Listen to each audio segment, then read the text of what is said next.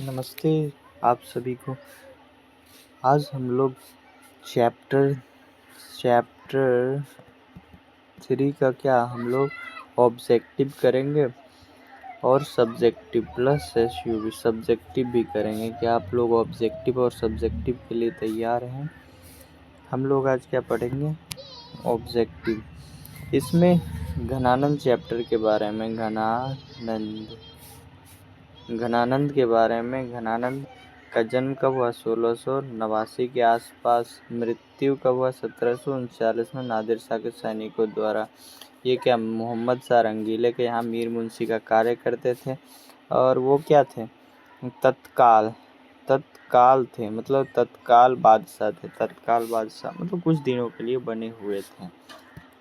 तो हम लोग चलो स्टार्ट करते। प्रेम के पीर कवि कौन है? तो घनानंद। घनानंद के इसमें सिद्ध थे सेवैया और प्लस घनाक्षरी।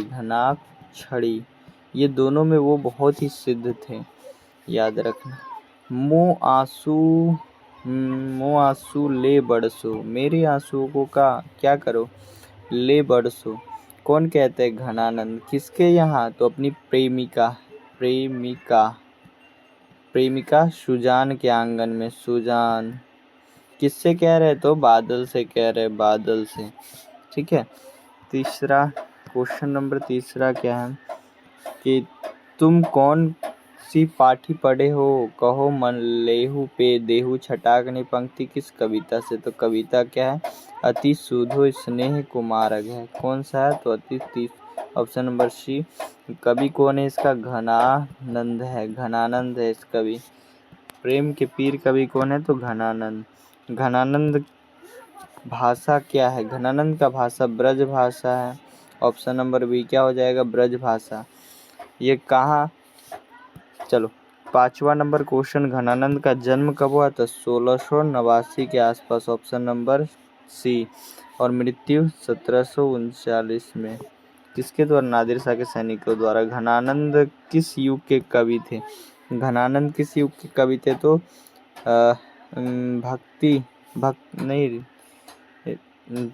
रीति काल के कवि थे। रीति काल के कवि रीति मुक्त कवि थे। रीति मुक्त कवि थे। और भक्ति काल के कवि कौन है? तो रसखान थे। कौन थे? रसखान भक्ति काल के कवि थे, याद रखना। 7वां नंबर क्वेश्चन, घनानंद की रचना है। घनानंद की रचना है सुजान रसखान। देखो वहाँ पे सुजान रसखान, प्रेम वाटिका जब पूजी, सुजान सागर। देखो सुजान रसखान ये किसका है? रसखान का है। और ये सुजान सागर किसका है? तो घनानंद। ऑप्शन नंबर डी हो जाएगा। ऑप्शन नंबर डी क्या हो जाएगा इसका राइट आंसर।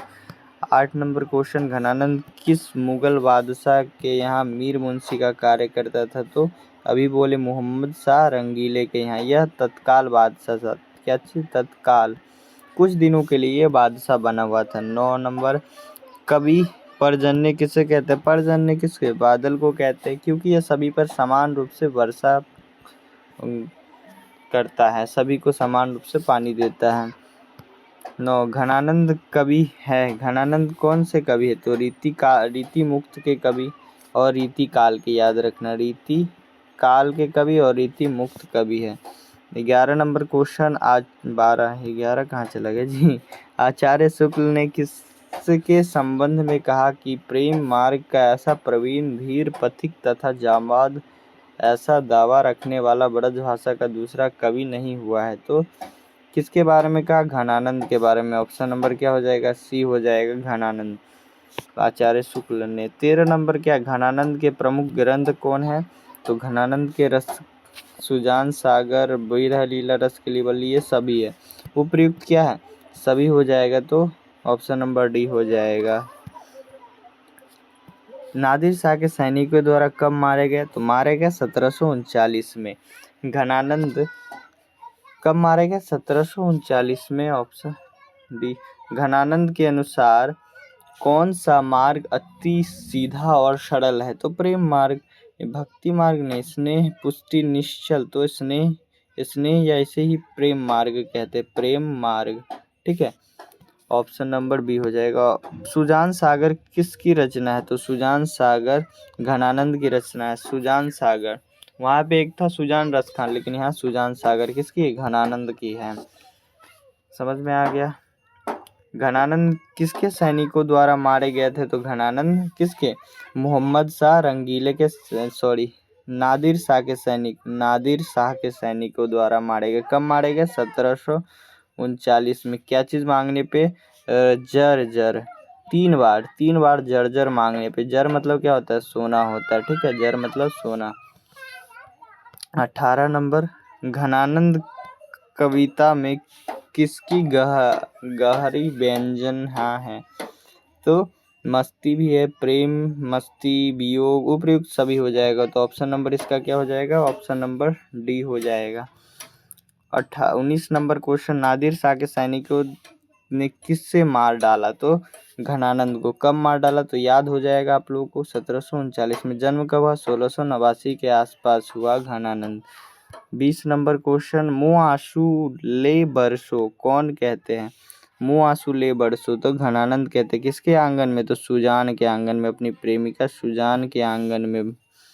21, बिरह लीला किसकी रचना है? तो बिरह लीला किसकी? रस खान की रचना है? बिल्कुल नहीं, तो ये घनानंद की रचना है। ऑप्शन नंबर क्या हो जाएगा? ऑप्शन नंबर सी हो जाएगा, घनानंद की रचना है। अब घनानंद जीवनदायक हो कछु मेरी पीर ही पर सो प्रस्तुत पंक्ति किस कविता की? घनानंद से, ये तो पता ही होगा। कौन सा है? कवि का नाम क्या है? तो घनानंद, यहाँ पे उनका लगा देना। ठीक है, घनानंद, ऑप्शन नंबर बी। चलो 21 नंबर क्या हो जाएगा? 23, रसकेली बल्ली किसकी रचना है? तो रसकेली बल्ली घनानंद की है। बिरह लीला, रसकेली बल्ली, बिरह लीला रसकेली बल्ली, सुजान सागर ये किनकी रचना है? तो ये घनानंद की। एक बात बताओ कि यह अति सुदेश हमारे कहाँ से लिया गया है? तो घनानंद से, आनंद से। ठीक है, ऐसे होगा, किताब में दिया हुआ। 24 नंबर क्या कह रहा है?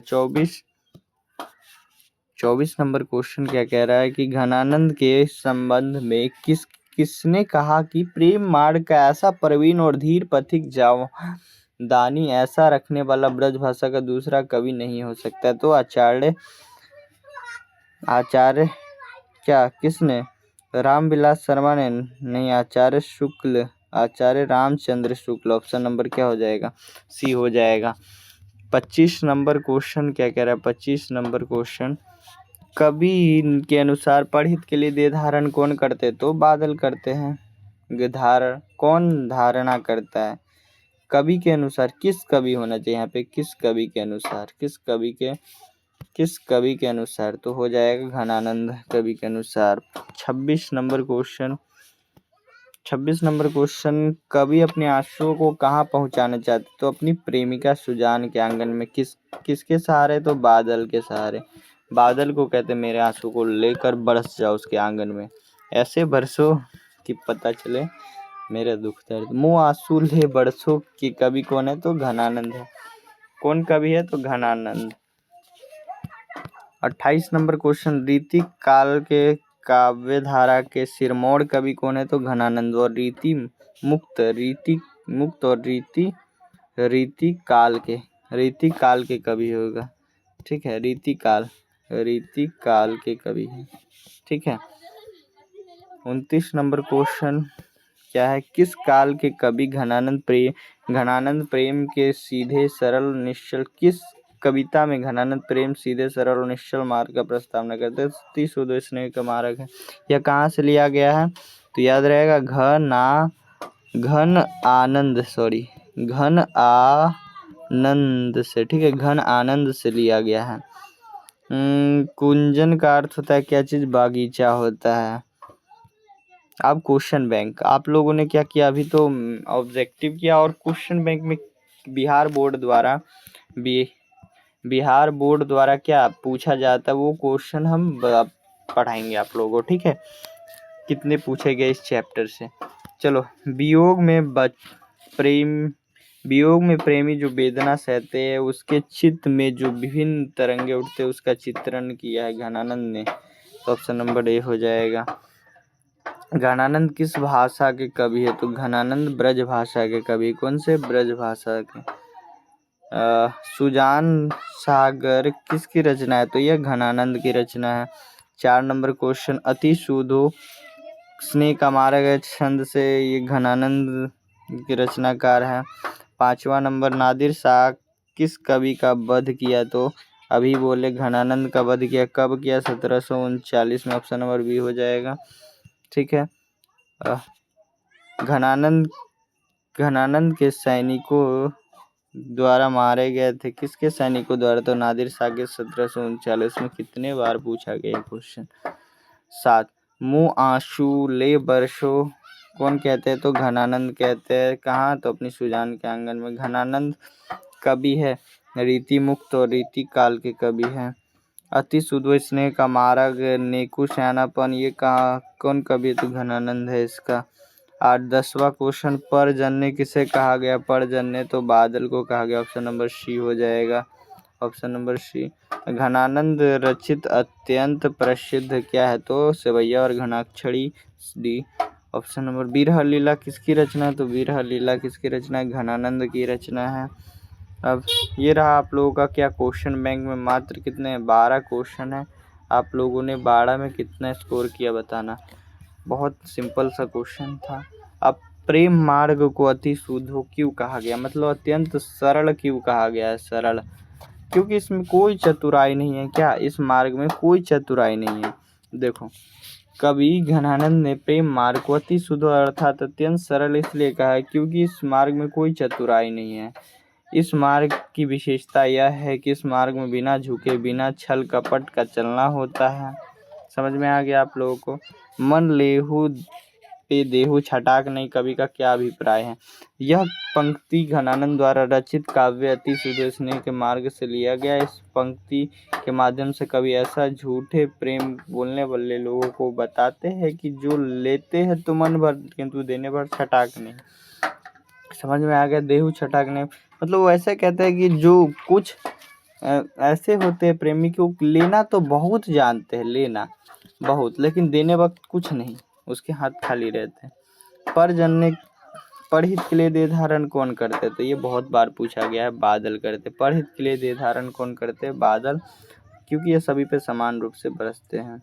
या देखो, परहित के लिए देह धारण बादल करता है। बादल यहाँ पे लिखना, ठीक है।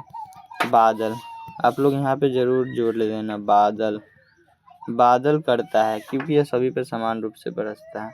कवि कहाँ अपने आंसुओं को पहुँचाना चाहते? कवि अपनी आंसुओं को अपनी प्रेमिका सुजान के आंगन में संग पहुँचाना। अरे सुजान के आंगन तक सत्संग पहुँच अरे सुजान के आंगन तक पहुँचाना चाहते। ये कहाँ से? ये गलत है, यहाँ पे ये मिटा दो। ये आप लोग ये मत लिखना, ठीक है। सुजान के आंगन तक पहुंचाना चाहते क्योंकि उनके विरह वेदना में रो रहे हैं। अरे चलो, आप लोगों का ये चैप्टर क्या हो गया? समाप्त हो गया, पूरी तरह समाप्त। तो आप लोग कैसा लग रहा है? अब ये रहा, अब ये तीसरा चैप्टर क्या हो गया? समाप्त हो गया। अब 4 चैप्टर। अब हम सोचते हैं अभी इसको रहने देते हैं। अब वर्णिका का एक पार्ट हम क्या करते हैं? आप लोग क्या चाहते हैं? वर्णिका का एक चैप्टर हम क्या करते हैं? अब स्टार्ट करेंगे एक चैप्टर और फिर उसको समाप्त करने के बाद फिर आएंगे और उसके बाद हम फिर काव्य खंड को पढ़ाएंगे, ठीक है। तो मिलते हैं हम वर्णिका के क्लास में। अब आप लोग का साइंस भी स्टार्ट हो गया। अब आप लोग का एससी मतलब साइंस में हम फिजिक्स को आज या कल से हम स्टार्ट कर देंगे, ठीक है। तो आप लोग चिंता न करिए साइंस के लिए भी। तो हम आप लोगों को मिलते हैं नेक्स्ट क्लास में। अगर जिसको बढ़िया से तैयारी करना है ये इस चैनल को क्या कर लेना, सब्सक्राइब कर लेना, ठीक है।